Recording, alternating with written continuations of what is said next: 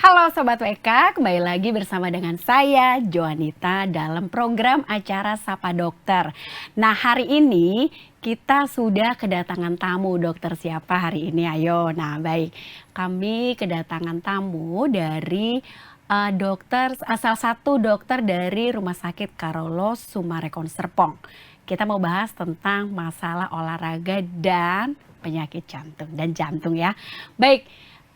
Saya menyapa dulu Dokter Putra, spesialis jantung dan pembuluh darah. Apa kabar dokter? Kabar baik.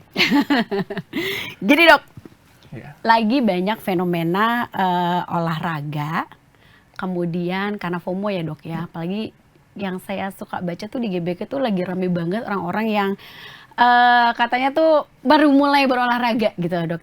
Cuman ya karena mungkin banyak temennya, banyak yang ngajak dan sebagainya. Jadi karena FOMO kalau kita bilang ya, FOMO olahraga itu bisa terjadi pada setiap orang gitu ya dok ya.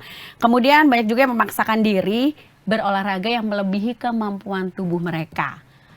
Nggak pakai pemanasan dulu gitu ya dok. Nah sebenarnya kalau olahraga karena FOMO itu baik nggak sih dok? Silakan dokter Putra, kita langsung aja silakan. Oke, ya Pasti pertanyaan. dokter agak yang, wah emang ada gitu. Iya. Silakan dok. Pertanyaan yang menarik ya. Jadi sebenarnya olahraga itu memang baik buat tubuh kita, ya. Tapi memang kita harus tahu batasan diri kita. Seberapa jauh kita sudah sering olahraga dan seberapa bisa kita melakukan olahraga tersebut. Jadi bukan hanya sekedar FOMO ya. Boleh dijadikan sebagai suatu motivasi untuk berolahraga, memulai olahraga, tapi tetap kita harus tahu dulu bagaimana kemampuan diri kita, termasuk adalah jantung.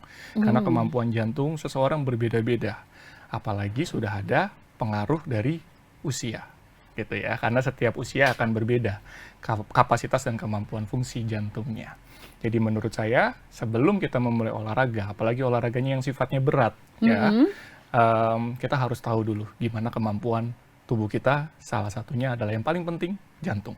Gitu. Baik, cara itu ya gimana dok? Misalnya apakah ada tanda-tanda khusus atau mesti melakukan apa sih dok yang sebaiknya harus kita lakukan menurut dokter? Silakan. Oke. Yang paling gampang dan simple adalah kita lakukan pemeriksaan rutin dulu. Nggak perlu langsung ke dokter, ya. Jantung itu kan banyak, salah satunya adalah faktor risikonya hipertensi atau darah tinggi, ya. Jadi seseorang harus tahu dulu nih, kira-kira dia punya nggak sih faktor risiko dari penyakit jantung. 1, darah tinggi. Baik. 2, gula, diabetes mellitus. 3, kolesterol, dislipidemia. 4, berat badannya bagaimana? Ya, apakah ada berat badan yang overweight atau obesitas. Nah, semua itu harus diketahui dulu di awal sebelum kita melakukan suatu aktivitas yang sifatnya berat. Nah, salah satunya olahraga ya. Nah, darah tinggi kita gampang. Kalau ada yang punya alat tensi, sekarang sudah banyak sekali alat tensi yang otomatis. Jadi sering-sering cek aja gitu ya dok ya? Boleh dilakukan cek berkala dari tensinya. Terus yang kedua, untuk gula pun sekarang sudah dijual bebas ya, Mbak, untuk cek berkalanya. Itu bisa juga dicek, ataupun kolesterol pun juga bisa. Kalau nanti ada masalah dari tensinya, gula ataupun kolesterolnya, langsung konsultasi ke dokter terdekat gitu ya. Baik. Untuk mendapatkan penanganan atau pengobatan lebih lanjut. Nah, kalau sudah tahu, nanti bisa dikonsultasikan ke dokter. Apabila ada banyak faktor risikonya, bisa dilakukan dulu rekam jantung gitu ya. Tahapannya dok Tahapannya. ya? Kalau memang diperlukan, nanti mungkin treadmill test ya, untuk kemampuan, salah satunya adalah untuk mengukur kemampuan tubuh ya. Dan atau kalau memang lebih untuk investigasi lebih lanjut atau follow up lebih lanjut, kita bisa melakukan USG jantung atau ehokardiografi. Nah, itu semua bisa untuk mengetahui bagaimana fungsi dan juga kemampuan dari jantung seseorang sebelum memulai dari olahraga. Terutama ya untuk orang-orang yang usianya sudah di atas 40 tahun, Mbak. Oh gitu ya dok ya. Jadi harus rutin hati-hati, dicek ya. Baik. betul. Baik dok, gini, kadang-kadang kan kami itu kan nggak pernah tahu ya, sebagai orang awam gitu ya, yang kalau tiba-tiba ke dokter ternyata dinyatakan serangan jantung gitu loh. Padahal kayaknya awalnya kayak cuman gejala kayak deg-degan apa kayak tensi apa dia deg-degannya cepat gitu loh. Padahal sebenarnya kalau perempuan nih biasanya kayak deg-degan lihat pria ganteng apa cowok ganteng itu kan juga deg-degan gitu. Cuma kan beda ya. Baik, dokter, tanda-tanda awal serangan jantung itu kayak apa sih dok? Apakah itu juga termasuk serangan jantung? Mungkin ya, nggak tahu loh dok, silakan dokter. Oke, ya mungkin kalau deg-degan ketemu cowok atau cewek cantik ya itu bukan suatu serangan jantung ya Mbak ya. Deg-degannya beda ya dok? Beda. Oke, mungkin yang perlu diketahui sama sobat WK ya, apa sih atau bagaimana tanda-tanda dari serangan jantung ya? Ya. Yang pertama adalah adanya nyeri dada Di bagian? di bagian kiri. Oh, selalu di kiri ya? Kiri, betul. Oke. Nyeri dada di sebelah kiri, rasanya itu seperti tertindih benda berat. Kayak berat rasa dadanya. Oh. Ya, kadang-kadang disertai penjalaran. Bisa ke lengan kiri, leher, atau punggung. Oh gitu. Ngilu atau gimana dok? Ngilu atau Berat. pegel atau gimana? Dia pegel bisa. Pegel bisa. Tapi kadang-kadang itu dia ada penjalaran itu loh, Mbak. Ke Baik. lengan kiri, punggung, ataupun leher. Itu yang harus diwaspadai dari awal ya? Betul. Baik. Nah, kalau ada serangan, suka ada keringat dingin tuh. Kan suka orang bilang ya, kalau ada serangan jantung tuh suka ada keringat dingin. Keringat dinginnya seperti apa? Apakah hanya di tangan atau kaki? Tidak. Keringat dinginnya di seluruh tubuh. Merata gitu? Merata sampai membasahi seluruh tubuh. Kalau orang bilang gobios. Oh iya. Ya, iya. harus ganti baju. Nah, itu adalah salah satu tanda-tanda dari serangan jantung. Kalau sudah mengalami hal seperti itu, harus segera ke rumah sakit atau pelayanan kesehatan yang terdekat. Minimal direkam jantung atau EKG. Gitu. Jadi ketika kita mengalami tanda itu, harus segera ke klinik terdekat gitu ya dok? Klinik, puskesmas, ataupun rumah sakit terdekat. Oh gitu, baik. Nah, ada juga nih dok, banyak yang bilang bahwa overtraining gitu ya. Overtraining itu bisa menyebabkan serangan jantung juga. Itu gimana sih dok, kok bisa gitu loh? Baik. Silakan dok. Ya, overtraining itu kan sesuatu yang memaksakan tubuh kita untuk berada di zona yang mungkin bukan zona nyamannya dari tubuh kita. Ya, yang dibilang zona baik itu kan kita kadang-kadang kalau lari ya, biasanya ada heart rate ya. Iya. Mbak, ya. Atau nadi, ada nadi target. Nah, seseorang itu mempunyai heart rate maksimal. Heart rate maksimal itu biasanya diukurnya atau dihitungnya berdasarkan 220 dikurang dengan usia. Jadi semakin tinggi atau semakin tua kita, biasanya heart rate targetnya akan semakin turun. Oh, semakin usia bertambah akan semakin turun ya. Betul, karena kan 220 dikurang usia. Nah, sebenarnya yang paling baik untuk olahraga tuh zonanya hanya di 70-80% dari target heart rate tersebut. Kenapa sih? Kalau kita semakin berat melakukan olahraga, heart rate-nya pasti akan semakin meningkat. Oh gitu ya. Kalau dia sudah sampai ke batas yang lebih dari target heart rate ataupun heart rate maksimal itu, maka jantung itu bekerja dan membutuhkan oksigen yang lebih banyak. Kebayang ya Mbak ya? Iya. Kalau sudah membutuhkan oksigen yang lebih banyak, misalnya, kita kan nggak pernah tahu ya, di pembuluh darah jantung kita itu ada sumbatan atau tidak. Baik. Ya, Nggak kelihatan juga soalnya ada dok ya? plak atau tidak, betul ya. Kadang-kadang plak itu kalau masih minimal sekali, dia nggak akan menimbulkan suatu gejala. Nah, tapi pada saat dia berolahraga yang berat, jantung itu dia akan berdetak cepat. Nah, berarti kebutuhan oksigen akan semakin banyak oleh jantung tersebut. Nah, disitulah kalau dia ada plak, ya akan terhambat aliran darah dan oksigennya akan tidak tersebar ke seluruh otot jantung. Dia akan mulai merasakan nyeri dada di sana. Oh baik. Atau bahkan yang beratnya, plaknya itu karena saking derasnya aliran darah bisa lepas atau ruptur bahasa kedokterannya dan menyumbat ke bagian yang lebih bawah. Pembuluh darah itu semakin bawah semakin kecil ukurannya. Kalau dia sudah menyumbat, itu akan terjadi serangan jantung. Oksigennya nggak akan tersebar merata ke seluruh otot jantung. Dan otot jantungnya bisa mati. Kalau otot jantung sudah mati, otomatis jantung akan berhenti berdetak. Itulah yang dinamakan cardiac arrest akibat serangan jantung. Oh gitu dok. Baik, dokter gini, banyak yang bilang bahwa penyakit jantung yang diderita oleh seseorang itu bisa karena keturunan gitu loh. Nah itu rumor ya dok. Kita makanya bahas ini rumor fakta atau hoax gitu ya. Siap. Apakah ini benar begitu ya rumor di masyarakat. Terus kemudian yang selanjutnya yang saya juga mau tanyakan, kira-kira orang-orang yang mungkin tadi dokter bilang mungkin di atas usia 40 dan sebagainya, kemungkinan besar bisa kena serangan jantung, atau mungkin orang-orang dalam kondisi tertentu apa saja sih yang bisa memungkinkan kena serangan jantung? Silakan dokter. Baik, tadi yang jantung adalah faktor keturunan dulu ya, Iya. Mbak ya. Itu hoax atau fakta? Iya, kita bahas di sini Jawabannya adalah nah, apa nih? jeng-jeng, ya kan? Jawabannya adalah fakta. Serius? Kenapa bisa begitu? Oke. Kaget, sumpah. Bener Mbak. Jadi faktor keturunan itu penting atau genetik ya pada penyakit jantung.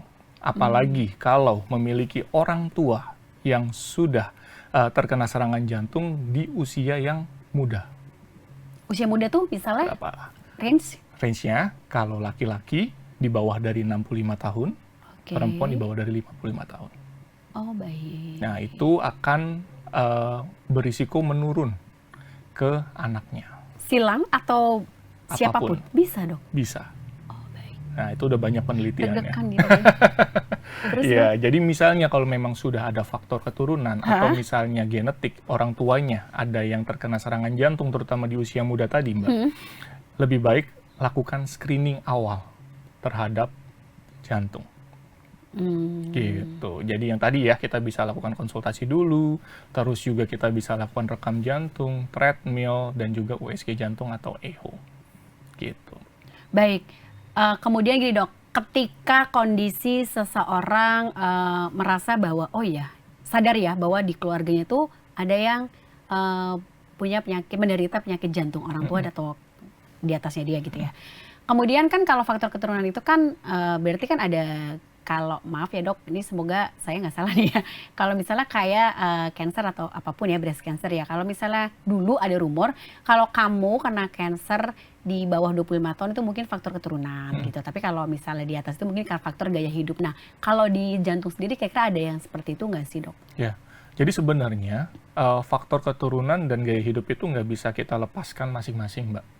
Baik. Ya, kalau kita memang punya genetiknya, misalnya nih ada amit-amit ya, ada orang tua yang mengalami serangan jantung di usia muda, punya anak, Baik. gitu ya. Kalau anaknya ini gaya hidupnya baik atau bagus, Aman. nggak akan muncul tuh si faktor genetiknya Oke. sebenarnya. Ya, jadi ini adalah sesuatu yang saling terkait. Jadi nggak bisa kita lepas satu-satu. Tetap kunci utamanya adalah gaya hidup atau pola hidup. Sampai dengan usia berapapun gitu ya dok? Sampai dengan usia Baik, berapapun. baik, oke. Gitu. Baik. Dok gini, untuk menjaga jantung supaya lebih sehat, apalagi kalau sudah tahu bahwa di keturunan kami atau di keturunan beberapa masyarakat itu ada yang punya penyakit jantung gitu ya dok. Ada ini nggak sih dok, kayak pemeriksaan yang harus sering dilakukan, atau mungkin saran dokter gimana? Atau mungkin pasti di rumah sakit Carolus Serpong kan ada dong ya? Ada. Silakan dokter. Ya, baik. Mungkin kita mulai dari hal yang paling sederhana. Iya, kayak tadi kan maaf, dokter kan bilang screening. Itu kan nggak bisa dong kayak kita sendiri gitu kan dok? Betul, Gimana dok? betul, Mbak. Jadi kalau untuk screening memang harus ketemu dokter ya, Mbak. Baik. Dokternya ya bisa dokter umum ataupun dokter jantung. Oh, Ya. baik. Tapi lebih baik ke dokter jantung untuk biar bisa lebih mendalam untuk screeningnya. Yang pertama adalah kita bisa lakukan konsultasi dulu, ya, dan rekam jantung atau EKG. Mungkin pernah dilakukan, Mbak? Pernah? Pernah ya, Pernah. yang ditempel-tempel ya. Ngeri itu dok, ngeliatannya sih. Takut kayak kesetrum ya, Mbak. Iya, jadi rekam jantung itu adalah menilai aktivitas listrik jantung. Jadi jantung itu bisa berdetak karena adanya aktivitas listrik, ya, kayak kabel ya. Nah, disitulah yang ditangkap oleh si rekam jantung. Kalau ada sumbatan pembuluh darah jantung ataupun pernah terkena serangan dulu, gitu ya, itu bisa terdeteksi awal dari rekam jantung. Nah, kalau rekam jantungnya sudah ada kelainan gitu ya, ataupun borderline lah, borderline istilahnya kita masih abu-abu nih. Ini kayaknya bisa ada masalah sumbatan, bisa juga enggak. Kita bisa lanjut lagi follow up. Bisa dengan treadmill ataupun dengan echo atau USG jantung. Ya, treadmill biasa, kayak kita jalan di mesin treadmill, tapi sambil kita pasang alat rekam jantung di sana. gitu. Oh, Jadi baik. pada saat treadmill kita nanti menilai apakah ada perubahan dari rekam jantung atau tidak. Nah, atau kita USG. Prinsipnya adalah mirip mungkin dengan seperti USG hamil, ya, yang di perut. Mhm. Tapi ini kita lakukan di jantung atau di dada Sebelah kiri. kiri tadi ya, Dok, ya? Betul, Mbak. Nah, di sana kita bisa melihat apa aja? Kita bisa melihat fungsi. Mhm. Fungsi jantung itu berupa pompa. Mungkin Mbak pernah dengar, pompa jantungnya berapa persen sih? Gitu Iya, ya. suka dengar. Nah, itu nanti dinilainya lewat USG jantung atau echo. Ataupun kita bisa melihat struktur. Struktur jantung tuh ada apa aja? Biasanya kan ada ruang-ruangnya dia, ada bilik, ada serambi. Dan juga di antara ruang tersebut ada yang namanya katup atau bahasa awamnya suka dibilang klep. Kita bisa ngelihat tuh klepnya ada yang bocor atau tidak rapat atau tidak. Itu semua bisa dideteksi awal lewat USG jantung. Jadi semua pemeriksaan ini sebenarnya penting dan saya menyarankan sebelum kita melakukan olahraga yang intensitasnya berat, Mhm. kita pernah melakukan screening ini terlebih dahulu.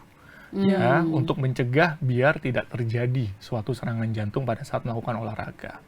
Ya, jadi berapapun usianya sekarang banyak loh Mbak, yang usia 20 tahun, 30 tahun, mereka udah mulai concern terhadap kesehatan ya. Iya. Mereka sudah mulai melakukan treadmill test. Gitu. Jadi itu menurut saya penting buat mungkin Sobat WK yang mau memulai olahraga dengan intensitas yang berat. Dan juga tentunya untuk Sobat WK yang mungkin, apa tuh namanya tadi, mencegah serangan jantung dini gitu ya, atau mungkin mau Betul. melakukan olahraga berat. Kan banyak tuh yang sekarang ikut, lagi musim ya Dok, ikut Hmm. lari ke mana-mana gitu kan ya. Itu bisa juga loh datang dulu ke Dokter Putra di Rumah Sakit Sumare Kon Serpong Karolus untuk melakukan screening dan sebagainya gitu ya Dok ya. Baik, dokter gini, olahraga untuk pemula yang minim dari risiko serangan jantung ada nggak sih Dok? Iya. Gimana, Dok? Sebenarnya pemula ini kan ada banyak golongan ya, Mbak Iya. ya. Jadi bisa lihat dari usia mungkin yang usia muda atau usia menengah ya ataupun usia tua. Ya, sebenarnya yang paling baik adalah kalau untuk memulai olahraga kita mulai dari intensitasnya mungkin yang ringan sampai sedang saja dulu. Apapun itu olahraganya? Olahraganya yang paling bagus adalah aerobic exercise. Oh, Apa itu baik. aerobic exercise? Apakah senam aerobik itu? Iya. Bukan. Apa tuh? Jadi aerobic exercise itu atau olahraga aerobik adalah olahraga yang banyak menggunakan oksigen. Jadi banyak yang mengolah pola nafas. Kayak Contohnya yoga gitu ya? boleh atau jalan, jogging, lari, berenang, cycling. Nah, itu semua adalah aerobic exercise. Nanti tinggal kita atur saja intensitasnya bagaimana. Kita start dulu mulai dari intensitas ringan sampai sedang. Mungkin boleh dimulai dari jalan ataupun jogging. Berapa menit atau gimana Dok? Oke. Hitungannya gimana? Atau langkah? Karena kan mau lagi musim ya, Iya. 10.000 langkah 10 atau langkah. 5.000 langkah gimana dokter? Oke, kalau dari beberapa panduan jantung ya, dia menyarankan bahwa minimal dilakukan 30 menit sehari. Ya, Setiap hari ya? 5 sampai 7 kali per minggu. Oh baik. Jadi itu durasinya 30 menit, lakukan saja dengan mungkin dimulai dari jalan dulu. Apakah ada patokan berapa langkah per harinya gitu. Sementara kalau yang masih awal-awal mungkin belum. Tapi Oke. tetap kita punya target. Ya, punya target tertentu di mana harus kita mencapai target tersebut setelah kita melakukan olahraga beberapa kali. Ya nanti mungkin 5.000 sampai 10.000 langkah per harinya itu sudah harus terpenuhi. Gitu. Oke dokter. Jadi yang paling gampang nih Sobat WK, kita jalan kaki dulu ya kan dokter Putra ya. jalan Kalau misalnya dok, ini kan olahraga ya dokter, kan olahraga kadang-kadang orang tuh, saya pernah nih dok datang ke dokter gitu kan ya, ke dokter kantor gitu kan, dia bilang, kamu olahraga nggak? Olahraga dok. Olahraganya apa? Ya kan saya udah setiap hari nyuci ngepel, nyuci mobil gitu kan. Itu bukan olahraga, itu activity dia bilang Ya. gitu. Nah menurut dokter gimana? Apakah kadang-kadang kan perempuan terutama ya dok, gue udah bersih-bersih rumah, udah ini udah itu, kayaknya udah cukup deh. Kalau lihat di jam juga udah 5.000 langkah gitu. Menurut dokter gimana? Iya, betul Mbak. Kita suka nggak bisa beda nih antara aktivitas dan olahraga sepenuhnya perempuan. Betul. Silakan dokter. Ya, banyak nih juga pertanyaan dari ibu-ibu rumah tangga terutama ya, apakah dia naik tangga, turun tangga, Nah, terus itu, bawa Dok. cucian gitu kan. Apakah itu termasuk aktivitas fisik atau Iya. olahraga ya? Sebenarnya memang olahraga itu adalah bagian dari aktivitas fisik, physical activity. Ya, cuman kan punya intensitas masing-masing ya. Physical activity itu ada intensitas ringan, sedang sampai berat yang tadi saya bilang. Nah, kalau olahraga itu dia mempunyai suatu target sebenarnya, Mbak, yang nanti harus tercapai target akhirnya. itu adalah suatu olahraga. Contoh, misalnya kita sekarang mau jalan nih, jalan mungkin awalnya target 2 kilo, lama-kelamaan kita pasti punya target bisa 5 kilo, ataupun nanti jadi lari ya 10 kilo dalam waktu mungkin bisa 1 jam gitu ya. Nah itu kan ada suatu target tertentu yang harus dicapai. Nah itu adalah olahraga ya. Tapi kalau aktivitas fisik ya kita biasanya nggak punya suatu target, ya udah kita lakukan aja gitu ya. Nanti ujung-ujungnya adalah aktivitas fisik ini pasti di intensitasnya yang rendah. Oh, baik. Ya, sedangkan untuk kesehatan jantung kita sarankan adalah moderate to severe. Jadi kayak olahraga yang intensitasnya sedang sampai berat. Gitu. Jadi itu yang harus kita capai sebenarnya. Oh, gitu ya. Ujung-ujungnya nanti seperti itu. Iya, jadi Ya. sebenarnya nggak apa-apa dong dimulai dari aktivitas sehari-hari dulu dong ya, Dok ya? Boleh. Gitu ya. Boleh, dokternya baik nih. Jadi tapi setelah itu harus ada target memang Ada ya, Dok target, ya. Ada betul. target yang akhirnya khusus, kan cuma jalan kaki aja ya. Berapa tadi, Dok? Berapa menit per hari? 30 menit 30 ya, Dok? menit. 30 menit per hari gitu kan? Iya. Lumayan ya, Dok ya. Lumayan. Kayak saya kalau misalnya Dok, jalan dari kantor ke stasiun, lalu lanjut lagi, itu kan udah sebenarnya Lumayan sih cukup kan? ya. Iya. Baik, Dok, banyak yang nggak bisa ngebedain nih serangan jantung, benar-benar yang serangan atau cuman kayak tadi ya berdebar atau keringat dingin akibat kelelahan. Nah itu kita bedainnya gimana sih, Dok, biar nggak salah, biar nggak juga tiba-tiba ganggu gitu loh, misalnya kan lu kan cuma kecapean doang, tahu nggak sih gitu loh, Dok. Oke, betul. Jadi memang kalau serangan jantung yang tadi ciri-cirinya seperti saya sebutkan ya, jadi ada suatu rasa atau sensasi seperti nyeri dada tertindih berat. Ya orang itu nanti akan susah untuk melokalisasi biasanya. Di mana sih Pak? Di mana sih Bu? Oh, nggak bisa gitu ya, Dok? Pokoknya di sini deh, dia bilang Area gitu. ini gitu ya, Ya, Dok? areanya area di sini. Beda halnya dengan otot. Misalnya overtraining atau DOMS, delayed onset muscle soreness ya. Di mana nyerinya? Nyerinya tuh tajam, Mbak. Di sini nyeri saya. Di sini nyeri saya. Jadi detail bisa dia nunjuk gitu ya, Betul. Dok ya? Tapi kalau serangan jantung itu biasanya dia akan tidak terlokalisasi dengan baik. Ya karena itu adalah sistem sarafnya, persarafannya dia. Nah, terus juga disertai dengan penjalaran, ada ke lengan kiri, punggung ataupun leher, rahang. Makanya kadang-kadang suka, oh kok kayak kecekik ya rasanya. Nah, itu jangan-jangan serangan jantung, hati-hati. Nah, disertai dengan keringat dingin. Nah, itu adalah suatu tanda-tanda yang khas. Nah, bedanya lagi kalau misalnya karena otot ataupun overtraining, itu nyerinya dipengaruhi oleh gerakan, Mbak. Contoh, aduh, seperti ini tambah sakit. Gitu ya. Itu berarti karena masalah posisi itu adalah otot ataupun masalah tulang atau sendi lah di situ. Nah, beda halnya dengan jantung. Jantung itu dia nggak akan dipengaruhi oleh posisi apapun. Baik dia mau begini, baik dia mau tiduran, telentang, apapun, dia pasti tetap sakit. Gitu, itu adalah serangan jantung. Nah, itulah bedanya. Jadi, nyerinya itu tajam dan juga bisa dilokalisasi dengan baik dan dipengaruhi oleh posisi, itu bukan jantung. Itu adalah kemungkinan masalahnya adalah masalah otot. Kesleo gitu kali ya, Dok? Kesleo, overtraining ya, kadang-kadang kan suka angkat berat nih, Mbak. Nah, itu juga kadang-kadang, aduh nih takut jantung atau enggak gitu. Ya, itu otot mungkin. Gitu. Baik, jadi itu ya bedanya, Dok ya. Kalau tadi jantung tuh mungkin nggak bisa dijelaskan dengan detail di mana sakit letaknya gitu ya. Tapi kalau mungkin di luar itu bisa ya, kayak di sini Betul. gitu bisa ditunjuk ya, Dok. Nah, tadi dokter bilang kalau misalnya nih, Dok, tiba-tiba kita mengalami hal itu yang bukan karena satu titik yang sakit, sendirian pula. Harus apa yang dilakukan? Apakah minum air putih anget dulu atau gimana? Kan rasanya mungkin nggak bisa ya cari, mungkin mikir sakit diri ya di bodinya sendiri aja tuh udah yang, aduh ini kenapa gitu. Menurut saran dokter apa deh? Baik. Ini kayaknya banyak juga loh, Dok, yang kayak gini. Yang mengalami hal itu ya. Ya, jadi kalau ada tanda-tanda atau klinis dari serangan jantung pada saat olahraga, ya biasanya nih ada dua kemungkinan. Apakah orang ini sudah tahu dia ada penyakit jantung sebelumnya atau dia belum tahu sama sekali. Kalau yang sudah tahu biasanya dia sudah punya obat yang selalu ada di dia, di kantongnya ataupun di dompetnya. Itu namanya isosorbit dinitrat. Ada obat yang ditaruh di bawah lidah. Mungkin Mbak pernah tahu. Pernah, Ibu Ya, saya yang pernah. dihisap-hisap sampai habis. Itu adalah pertolongan pertama untuk serangan jantung. Jadi kalau pada saat melakukan aktivitas, seseorang yang mungkin sudah tahu dulu dia ada sumbatan pembuluh darah jantung atau pernah pasang ring sebelumnya, ada keluhan seperti itu, langsung aja isap obat bawah lidah itu. Dan segeralah langsung ketemu dokter ataupun fasilitas kesehatan. Nah, yang repot adalah orang yang belum tahu sama sekali. Iya dok. Gitu. Nah, itu makanya pentingnya screening sebelum dilakukan olahraga gitu. Jadi Sama kalau sudah tahu kan kita bisa untuk siap-siap pencegahannya gitu ya dok. pencegahan. Sama Betul. mengerti bahwa lihat juga ya, ada nggak yang pernah keluarganya kena sakit jantung dan Betul, sebagainya gitu ya betul. dok. Oke dokter, baik. Dok, terakhir nih ya, saran dokter buat kita semua nih yang lagi senang-senangnya olahraga. Silakan dokter. Oke. Ya, kalau buat sobat WK mungkin yang senang olahraga, menurut saya sebelum memulai olahraga penting untuk lakukan screening dulu. Ketahui batas diri. Jadi kalau memang ada masalah, ya dari screening itu pasti akan ketahuan. Ya, dan jangan memaksakan diri.